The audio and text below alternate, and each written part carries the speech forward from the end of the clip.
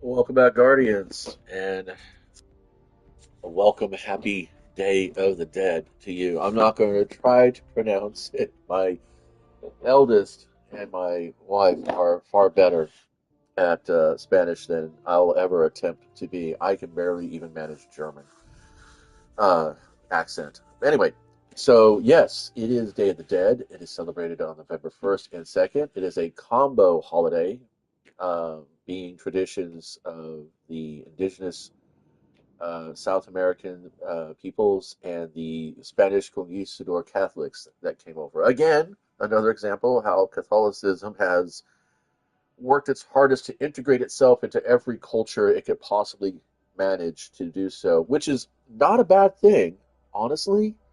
It just shows that, there is a practice of wanting to be inclusive, which is what the term means. But anyway, a little bit of history there just for the context.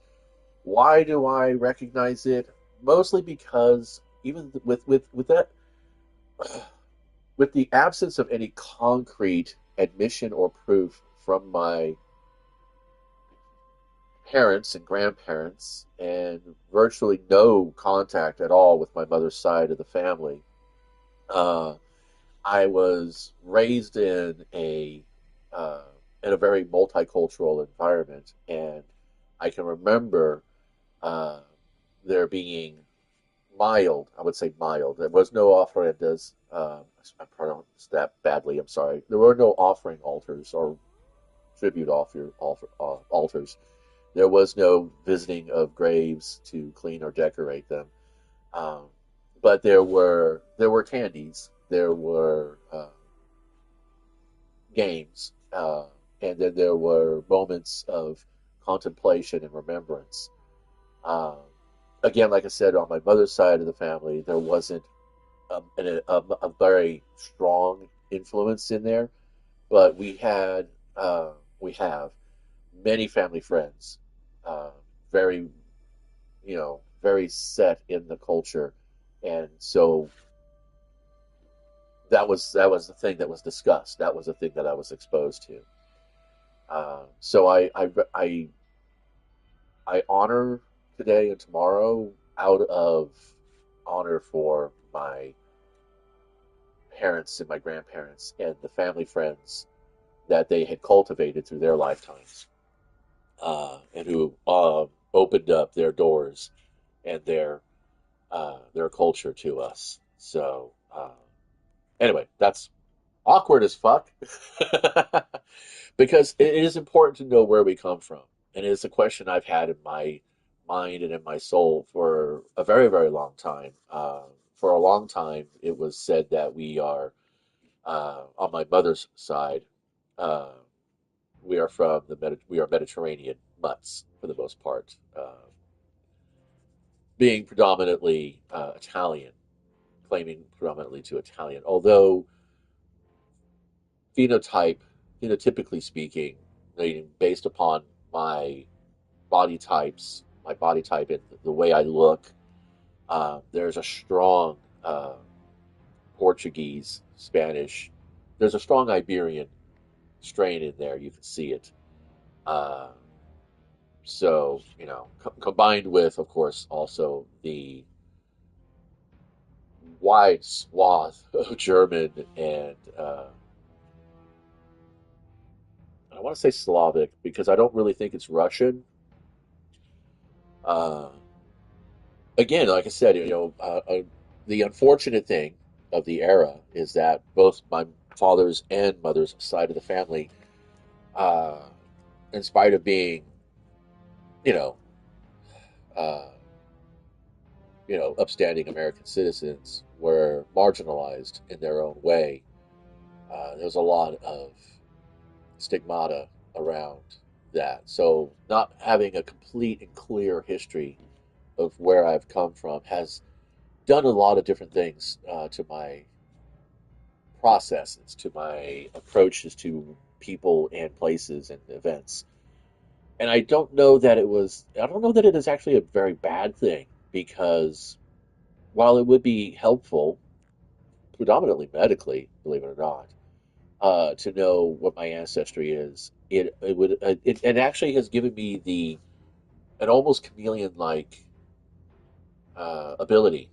I found that I have I find that I'm able to integrate myself into communities and into cultures.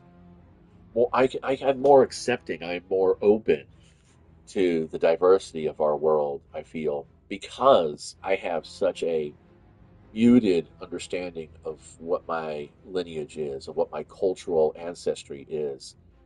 And it's odd. It's odd to feel like that. Like you're almost like an observer of everything and a participant, but not necessarily an integral element.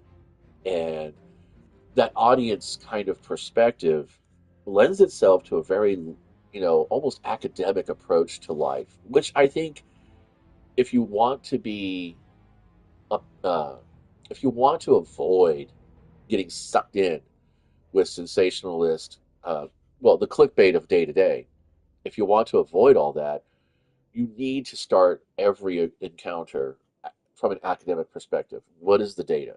What is the data presenting? What do I have as historical data? And how much of that do I bring to this situation? And be aware that everything you bring from your past, academically speaking, will influence your interpretation of the data.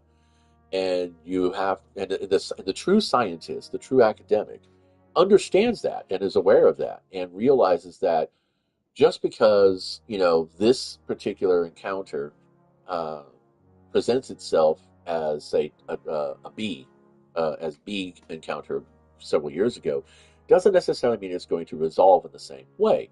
But you can actually prepare for it. You can say, okay, well, we know that when B happened, we had to prepare for C and D. So there's a likelihood that C and D may come from this encounter if this encounter is in fact similar enough to B.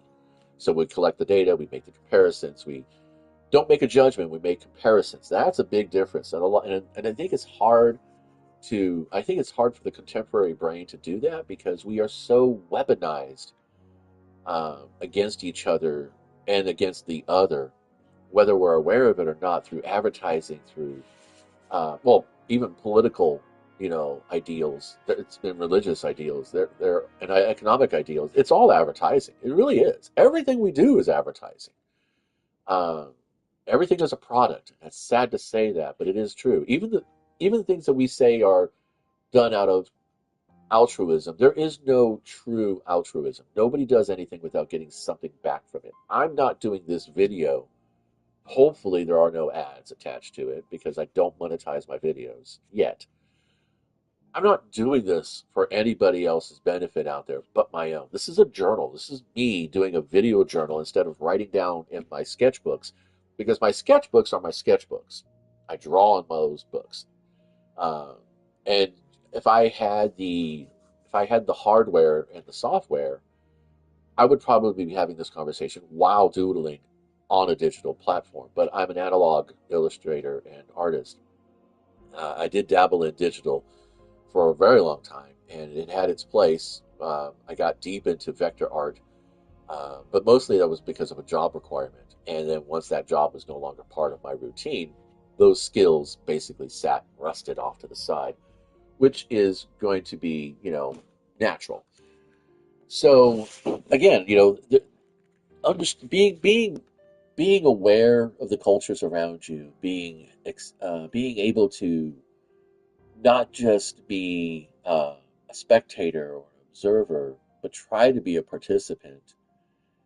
I don't see that as as anything other than no different than listening to a stranger tell you a small anecdote as you're waiting at in a line for your coffee, or you happen to be sitting next to them in the public transit vehicle. Um, it's just courteousness. It's just being polite. Wired magazine has their YouTube channel, and it's called Blank Support. It's tech support, but then they changed out the tech word for whatever. And last night before bed, uh, wanting to just kind of chill for a little bit, I saw this Wired video, It's called etiquette support, and there's this very, you know, dapper British individual going through, questions sent to them, and uh, and one of the questions was, what is the most fundamental etiquette, no matter what your scenario, no matter what your cultural engagement is?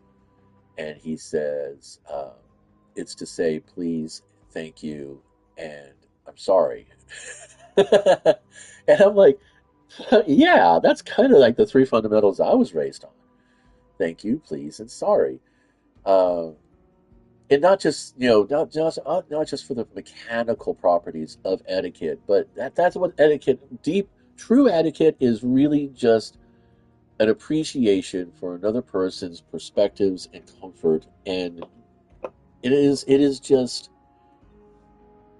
I don't know, it's not just the right thing to do, it is the thing to do to be human. It is what makes human beings social, community driven creatures. And it also makes us solitary creatures as well, because if you know that you're not going to be an asset to the event, then you should, very politely excuse yourself from the event and, not participate. And those who have invited you or who are anticipating your presence should be understanding that, well, they wouldn't remove themselves from this event without due reason.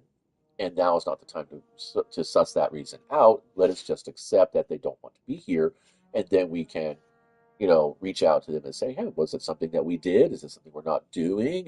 Was there something else you needed to take care of? There's ways to create that, to open that door without being hostile, aggressive, or thinking that, immediately there's anger involved in all this. And I think that's sad. And that's what I mean when I say we have been weaponized against each other so readily in these last 2 decades, because everything is a gap mouth thumbnail. Everything is a keyword. X hates this, or you won't believe this one amazing thing, or this is why we blah blah blah. And I'm like, we have to start training ourselves to stop responding to those toddler like rants and cries for attention. You know, we have to we have to really try to approach, you know, our life with a mild academic perspective. And so in that spirit, happy Day of the Dead.